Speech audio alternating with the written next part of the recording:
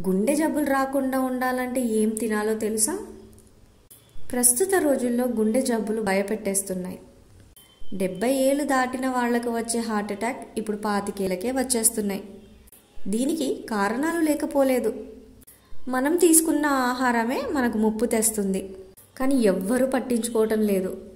అంతా బేకరీ ఫుడ్స్కి అలవాటు పడుతున్నారు. పిజ్జాలు, బర్గర్లు తింటున్నారు, కూల్ డ్రింక్స్ తాగుతున్నారు. దీంతో మన శరీరం గుల్లబారుతుందని తెలిసినా పట్టించుకోవడం లేదు. ఫలితంగా అందులో వాడే ఉప్పు, నూనె, మైదా పదార్థాలు మన ఆరోగ్యాన్ని పూర్తిగా నాశనం చేస్తున్నాయి. మెల్లిమెల్లిగా రక్త కణాల్లో పేరుకుపోతున్న కొవ్వు గుండె జబ్బులని వస్తున్నాయి. దీంతో ప్రాణాలే పోతున్నాయి. అయితే ఏం తినాలి? మనిషి ఆరోగ్యంగా ఉండడానికి ఏం తినాలి?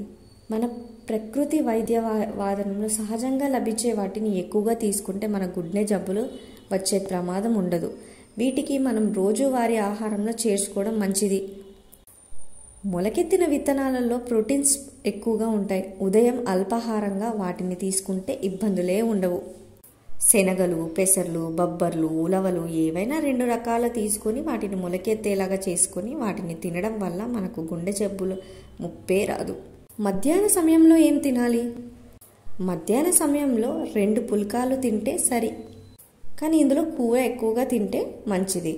నూనె వాడకుండా పుల్కాలు చేసుకుని తినడం వల్ల మన ఆరోగ్యానికి ఎలాంటి తప్పులు ఉండవు. వయసు పైబడుతున్న వారు ఈ డైట్ ఫాలో అయితే మంచి ఫలితాలు ఉంటాయి. గుండె జబ్బులు రాకుండా ఉండాలంటే ఇలాంటి జాగ్రత్తలు తీసుకోవాల్సిందే. మన ఆరోగ్యం మన చేతిలోనే ఉంటుంది. విచ్చలవిడిగా తింటే ఆరోగ్యం దెబ్బతినటం ఖాయం. సహజ సిద్ధమైనవి తింటే గుండె సమస్యల నుంచి ఉపశమనం పొందవచ్చు.